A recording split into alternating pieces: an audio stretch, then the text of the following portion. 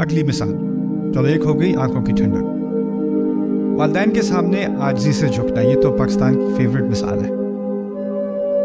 किसी को कोई कुरान ना पता हो, इतना पता होता है वो बिल वालिदैनी ihसाना, इतना सबको पता होता है। और कोई कुरान नहीं मालूम, ये ज़रूर मालूम है। इसके बारे में भी कुछ सीखते हैं। कुरान ने ये मुहावरा इस्तेमाल किया है, खफ़द लहू जनाहहू, उसने अपने पर उसके सामने नीचे कर लिए। ये मुहावरा था कुरान से पहले, अपने पर किसी के सामने नीचे करना। और रफ़अ लहू जनाहहू, उसका मुतज़ाद मुहावरा भी था, उसने किसी के सामने अपने पर ऊंचे कर लिए। शायर अपने दोस्त से कहता है कि हमेशा मेरे सामने अपने पर नीचे रखता है, आज अपने पर क्यों उठा लिए तूने। इसको उर्दू में हम कहते हैं आज इतना क्यों फैल गए, या कहते हैं अच्छा क्या नए पर निकल आए, क्या पर निकल आए तेरे। ये कब कहते हैं, कोई ज़्यादा चढ़ावा करे, कोई ज़्यादा अकड़ जाए, कोई ज़्यादा तकब्बुर करे तो उसके पर निकल आए, है ना। लेकिन ये मुहावरा असल में एक तस्वीर खींची जा रही है, उस तस्वीर को समझ लें। जब परिंदा अपने पर ऊंचे करता है तो उसका क्या मतलब होता है, कि वो उड़ रहा है या उड़ने को तैयार है, वो आपसे ऊपर जा रहा है। जब परिंदे के पर नीचे आते हैं तो उसका क्या मतलब है, कि वो लैंडिंग कर रहा है, वो नीचे आ रहा है। अब इंसान के तो पर होते नहीं, तो इंसान को कंपेयर किया जा रहा है परिंदे के साथ। और परिंदा पर दो हालात में पर अपने नीचे करता है, एक कि वो नीचे आ रहा है, और दूसरा जब वो उसका घोंसला होता है ना, जिसमें उसके अंडे होते हैं या उसके बच्चे होते हैं, उनको ढकने के लिए पर अपने वो नीचे कर लेता है। जैसे कोई सांप आ रहा है या कोई कीड़ा मकोड़ा आ रहा है बच्चों की तरफ हमला करने, तो परिंदा बच्चों को बचाने के लिए क्या करता है, उसके ऊपर अपने पर फैला देता है। तो पर को नीचा करना, इसके दो मायने हैं। एक तो किसी के सामने आजिज़ी करना, यानी मेरे अंदर उड़ने की सलाहियत है, मुझे पर अपने उठाने आते हैं, उड़ना आता है, उड़ना आने के बावजूद मैं ज़मीन पर लगा हुआ हूँ। और दूसरे मायने ये है किसी की हिफाजत करना, किसी की हिफाजत करना, क्योंकि आप पर जब परिंदा फैलाता है तो वो अपने अंडों की या बच्चों की हिफाजत कर रहा होता है। अच्छा, तो ये जो तस्वीर खींची जा रही है, इसमें एक मज़ीद इजाफा कुरान ने किया है। खफ़द लहू जनाहहू, लेकिन जनाह के बाद कुरान ने वख़्फ़िद लहुमा जनाहा, उसके बाद एक और लफ्ज़ भी है अज़्ज़ुल। अज़्ज़ुल ये लफ्ज़ अरबी मुहावरे में नहीं था, ये कुरान का इजाफा है। ये कुरान ने मुहावरे में एक अजीब नई जदीद चीज़ शामिल की है। अज़्ज़ुल कहते हैं अरबी में जो कमज़ोर हो। असल में ज़लील का लफ्ज़ उर्दू में बहुत बुरे मायने रखता है, लेकिन ज़लील का लफ्ज़ अरबी में सिर्फ ज़िल्लत से उसका ताल्लुक़ नहीं है, कमज़ोरी से भी उसका ताल्लुक़ है। इसीलिए ये लफ्ज़ कुरान में इस्तेमाल हुआ है सहाबा के लिए। वलक़द नसरकुमुल्लाहु बिबद्रिन व अंतुम अज़िल्ला, ज़लील की जमा अरबी में अज़िल्ला। अल्लाह ताला ने तुम्हारी बदर के मकाम पर मदद की और तुम अज़िल्ला थे, यानी तुम कमज़ोर थे।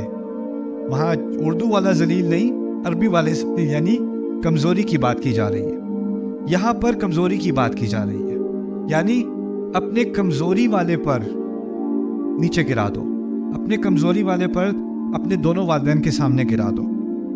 इससे क्या मुराद हो सकती है? पहली मुराद इससे ये है कि एक उम्र आती है जब बच्चा छोटा होता है और वालिदैन उसके हर ज़रूरत का ख्याल करते हैं। वो अपना ख्याल, वो अपने आप को साफ़ नहीं कर सकता, अपने आप को खिला नहीं सकता, अपने आप को सुला नहीं सकता, अपने आप को ओढ़ नहीं सकता। सारी ज़रूरियात कौन पूरी कर रहा है? वालिदैन। उनके बगैर वो सर्वाइव नहीं कर सकता, वो इंडिपेंडेंट नहीं है। जैसे जैसे वो बड़ा होता चला जाता है तो कुछ कुछ चीज़ें वो खुद से कर सकता है, लेकिन फिर भी अम्मी भूख लगी है, माँ खाना देगी, स्कूल अब्बू लेके जाएंगे, डोर पे ड्रॉप करेंगे, शॉपिंग करने, कपड़े लेने, वो अपने आप को अफोर्ड नहीं कर सकता। फिर एक वक्त आता है कि उसको यूनिवर्सिटी के बाद या तालीम हासिल करने के बाद उसकी जॉब लग गई, उसकी शादी भी हो गई, अब वो बड़ा हो गया है। अब जब वो जैसे जैसे वो खुद मुख्तार हो रहा है, उसके अपने पैसे आ रहे हैं, उसकी अपनी लाइफ है, साथ साथ जो उसके पेरेंट्स थे ना, उसके वालिदैन थे, वो बूढ़े होते चले जा रहे हैं। और अब एक रोल रिवर्सल किस्म का हो गया है, यानी बच्चा कमज़ोर था और वालिदैन ख्याल कर रहे थे, वालिदैन ताकत में थे। اور جیسے جیسے بچہ طاقتور ہوتا چلا جا رہا ہے، والدین کیا ہوتے چلے جا رہے ہیں؟ کمزور ہوتے چلے جا رہے ہیں۔ اور ایک عجیب چیز یہ بھی ہوتی ہے کہ انسان جیسے جیسے بڑھاپے کی طرف جاتا ہے تو کچھ انسانوں میں ایسا ہوتا ہے جیسے جیسے ان کی عمر بڑھتی چلی جاتی ہے، ان کی عادتیں اور ان کی باتیں بچوں والی ہونی شروع ہو جاتی ہیں۔ وَمَن نُعَمِّرْهُ نُنَكِّسْهُ فِي الْخَلْقِ، جس کو ہم زیادہ عمر دیتے ہیں ہم اس کو خلق میں پیچھے کی طرف لے جاتے ہیں، جس کو انگلش میں سینیلٹی بھی کہتے ہیں۔ یعنی آپ ایک بچے کو، آپ ایک ویڈیو بناؤ کہ ایک ماں اپنے بچے کو کہہ رہی ہے دوا کھا لو، نہیں کھاؤں گا، نہیں کھاؤں گا، اور پھر آپ ایک ویڈیو بنا لو کہ کوئی جو ماں ہے کسی کی 80 سال کی ہے، 85 سال کی ہے، ماما جی یہ دوا کھا لیں، نہیں کھاؤں گی۔ وہ جو 8 سال کی بچی کر رہی ہے وہ 88 سال کی دادی بھی کر رہی ہے، اس میں بھی ایک بچپنا آ گیا ہے، ہوتا ہے کہ نہیں؟ اور اسی طرح موڈ کے بارے میں، بچے کا موڈ ایک دفعہ خراب ہو گیا تو ہو گیا، سڑ گئے تو سڑ گئے، اور جب ایک عمر آتی ہے اس میں ایک دفعہ غصہ آ گیا تو بس اب بات نہیں کرو مجھ سے، بہت جلدی غصہ کر دینا، بہت جذباتی ہو جانا، بچپنا آ جانا۔ اب ہوتا یہ ہے کہ جب اس طرح کا بچپنا آتا ہے بڑھاپے میں جا کے، یا موڈ سوئنگز ہوتے ہیں اس طرح کے، تو پھر آپ میں وہ صبر نہیں ہوتا ان چیزوں کو برداشت کرنے کا۔ ان کو تو تھا جب آپ چھوٹے تھے تو وہ برداشت کرتے تھے آپ کے موڈ سوئنگز، آپ رو رہے ہو اور وہ آپ کو تھپکیاں دے رہے ہیں اور سلا رہے ہیں، اور ریسٹورینٹ میں جا کے بچے جیسے کسی گائے کو ذبح کیا جا رہا ہے، اور سارے آپ کو ریسٹورینٹ میں گھور رہے ہیں، اور پھر بھی آپ بچے کو اٹس اوکے۔ لوگ بچے کو جج نہیں کر رہے، لوگ کس کو جج کر رہے ہوتے ہیں؟ آپ کو یہ کیسے پیرنٹس کو پتہ بھی نہیں ہے کہ میرا بچہ ہوتا نا تو۔ لیکن جب آپ کے والدین بڑی عمر کے ہوتے ہیں اور پھر وہ الٹی سیدھی باتیں بھی کبھی کرتے ہیں، بہت ہی غصہ دلانے والی باتیں کرتے ہیں، بہت انوائنگ قسم کی باتیں کرتے ہیں، اور پھر آپ کے ذہن میں آتا ہے میں اب بچہ نہیں ہوں، ایسے آپ مجھ سے بات نہیں کر سکتے، اچھا میں اب 4 سال کا نہیں ہوں، اب میں وہ نہیں ہوں جس کو آپ بس مار سکتے ہیں۔ جواب تو دماغ میں آتا ہے کہ نہیں آتا؟ ہر انسان کے دماغ میں آتا ہے۔ یہ مسلمان ہونے سے آپ کا یہ غصہ غائب نہیں ہو جاتا۔ اللہ تعالیٰ کہہ رہے ہیں کہ جب والدین جب اس قسم کا آپ کی انا کا امتحان لیں گے نا، تو اس وقت آپ نے اپنے پر کیا کرنا ہے؟ اپنے پروں کے ساتھ انہیں گرانا ہے نیچے، اور گرانا ایسے جیسے آپ کمزور ہوں۔ لیکن حقیقت کیا ہے کہ آپ کمزور ہیں کہ نہیں؟ اس عمر میں اصل میں کمزور آپ نہیں ہیں، کمزور وہ ہیں۔ لیکن ایک ہوتا ہے ویسے میں پر اٹھا سکتا ہوں، لیکن کیونکہ قرآن کہہ رہا ہے نا تو میں ابھی گرا رہا ہوں پر، تو یہ جناح الذل نہ ہوا۔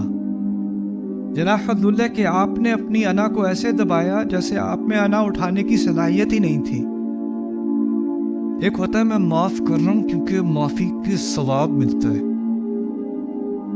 وہ معاف کرنا نہیں ہوتا۔ لیکن ایک ہوتا ہے آپ نے اپنے آپ کو ہمبل کیا، آپ نے اپنا تواضع دکھایا۔ کیوں دکھایا؟ یہ قرآن نے کہا ہے کمزوری کا مظاہرہ کرو، جناح الذل۔ اور اتنا بھی بات نہیں تھا، پھر کہا من الرحمہ۔ من الرحمہ، من الرحمہ کے 3 معنی ہیں۔ من الرحمہ کا ایک معنی یہ ہے کہ آپ کو اللہ کی رحمت چاہیے اس لیے آپ کر رہے ہو۔ من الرحمہ کا دوسرا معنی یہ ہے کہ انہوں نے آپ پر رحمت کی تھی تو اب آپ کی باری آئی ہے، آپ ان پہ رحمت کرو۔ اور تیسرا معنی یہ ہے کہ آپ کو ان پر رحم آنا چاہیے کہ اب وہ جس طرح کی یہ بات کر رہے ہیں تو ایک دن آپ پر بھی آنا ہے کہ آپ بھی صورتحال میں ہوگے۔ آپ یہ وقت ہے کہ آپ شدید محبت اور بہت ہی زیادہ خیال کا مظاہرہ کرو۔ من الرحمہ 3 باتیں نکل آئیں اس میں سے۔ پھر ایک اور پیچھے بات جناح الذل میں یہ تھی کہ پر کو نیچے گرانا، اصل میں جو میں نے مثال بتائی نا کہ چڑیا اپنے گھونسلے کو اس کی حفاظت کرتی ہے، تو وہ کس چیز کی مثال تھی؟ ماں بچوں کی حفاظت کر رہی ہے، یہی بات تھی نا، والدہ بچوں کی حفاظت کر رہی ہے۔ لیکن قرآن نے یہ مثال کس کے لیے استعمال کی؟ اب بچے والدین کی حفاظت کر رہے ہیں۔ یعنی اس مثال کے ذریعے سے، ایک چھوٹے سے محاورے کے ذریعے سے اللہ نے یہ بات واضح کر دی کہ ایک زمانے میں یہ رول والدین کا تھا اور تم جو ہے گھونسلے کے اندر تھے، لیکن اب پر تم نے بچھانے اور وہ گھونسلے کے اندر ہے۔ جیسے انہوں نے تمہارا خیال رکھا تھا اب تم نے ان کا خیال رکھنا ہے. اسی لیے جناح الذل اصل میں یہ محاورہ والدین کے لیے، والدین جو بچوں کی حفاظت کرتے ہیں اس کے لیے استعمال تھا، کیونکہ چڑیا اپنے گھونسلے کی حفاظت کرتی ہے. لیکن اس کو ریورس کر کے اللہ تعالیٰ نے بیان کیا. اب دعا آگے سمجھ میں آئے گی. وَقُلْ رَبِّ ارْحَمْهُمَا كَمَا رَبَّيَانِي صَغِيرًا. ذہنی طور پہ اللہ تعالیٰ نے محاورے کے ذریعے اس کے لیے ہمیں تیار کر دیا. ان دونوں پر رحم کر جیسے کہ ان دونوں نے میری پرورش کی جب میں چھوٹا تھا. كَمَا رَبَّيَانِي صَغِيرًا. بہت ہی خوبصورت، یعنی محاورے کا استعمال قرآن نے جو کیا ہے نا، وہ صرف جو محاورہ تھا استعمال میں صرف اس کا استعمال نہیں کیا، اس کا ایسا استعمال کیا کہ اس میں بہت ساری حکمتیں ایک دم بہت کم الفاظ میں اس کے اندر شامل ہو گئی. مجھے 15 منٹ لگ رہے ہیں ایک محاورہ ایکسپلین کرنے میں، اور قرآن نے وہ ساری بات نچوڑ کر بس رب ارحم واخفض لہما جناح الذل من الرحمہ، اتنی سے الفاظ میں. اور یہی قرآن کے معجزات میں سے ہے کہ بہت تھوڑے الفاظ میں بہت ساری جو حکمتیں ہیں وہ شامل ہو جاتی ہیں. Subscribe now to the Bayyinah YouTube channel